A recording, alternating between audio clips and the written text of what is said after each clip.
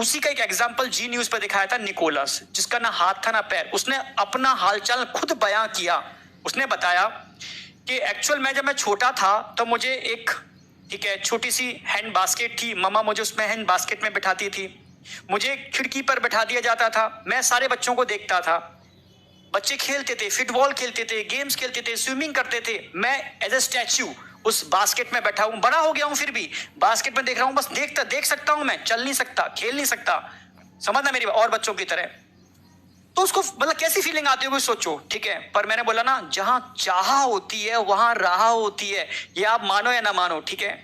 ठीक है, लोग कहते हैं पर उपदेश कुशल बहुत तेरे, जय आचरते नर न धनेरे। इसका मतलब होता है, टर्म सुना होगा, कि दूसरों को उपदेश देने वाले तो बहुत हैं, ठीक है, पर उसका खुद पालन करने वाले दुनिया में बहुत कम होते हैं। भाई उपदेश तो बहुत देते हैं, पर मैं इसको फॉलो करता हूं, कहीं ना कहीं मेरे अंदर है, इसलिए मेरे मुंह से मतलब मैं जो बोल रहा हूं वो इसलिए बोल रहा हूं, ठीक है। नहीं तो बच्चों से मैं वही बातें बोलूंगा जो मैं फॉलो करूंगा, ठीक है। अगर मैं फॉलो नहीं करूंगा तो मैं आपसे कभी नहीं बोलूंगा कि बेटा कि आप स्मोकिंग मत करो, ड्रिंकिंग मत करो। मैं नहीं करता, इसलिए आपसे बोल रहा हूं, ठीक है। समझना इस वाली बात को, सीधी सी बात है। तो उन फीमेल्स को जब उनको टेराटोजन लिए तो उनके बेबी कैसे हो गए, एबनॉर्मल। तो वो निकोलस भी वही केस था, ना तो उसके हैंड थे ना उसके लेग थे, फोकोमेलिया हो गया था उसको, सील लाइक अपीयरेंस, ठीक है। बास्केट में रखा हुआ था। जब वो सबको देख, ये मैं जी न्यूज की कंडीशन बता रहा हूं, तो उसने बोला खुद, ठीक है, कि उनको देख करके मेरे मन में भी आता था, काश मैं भी ऐसा कर पाता, मुझे भगवान आपने कैसा बना दिया। पर अब उसने कहा ना, जहां चाह होती है वहां राह होती है।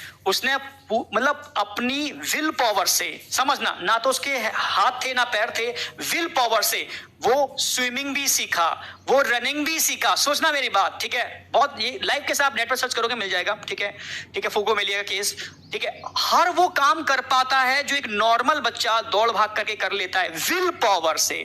तो सोचो, नेचर ने उसको तो ना हाथ दिए ना पैर दिए, तब भी वो काम कर सकता है जो नॉर्मल बच्चा कर सकता है। तो हमें तो नेचर ने सब कुछ दिया है, फिर हम किस बात की शिकायत करते हैं। आप समझ रहे हो ना मेरी बात, कि हम ऐसे नहीं पढ़ पाए, हम वैसे नहीं हो पाया, हमें अच्छा नहीं पढ़ाया गया, हमारी बुद्धि कम है, हमें ऐसा, मतलब इतने सारे बहाने मारते हैं, सब गलत है, ठीक है। तो मैं सच कह रहा हूं, जहां चाह होती है वहां राह होती है। अगर आपने चाहा है कि एम्स में जाना ही जाना है, तो मुझे लगता है कोई रोकने वाला नहीं है, पर सच्ची चाह होनी चाहिए। आप इसको मजाक में मत लेना, ये तो रियलिटी, बिल्कुल रियलिटी, फैक्ट है।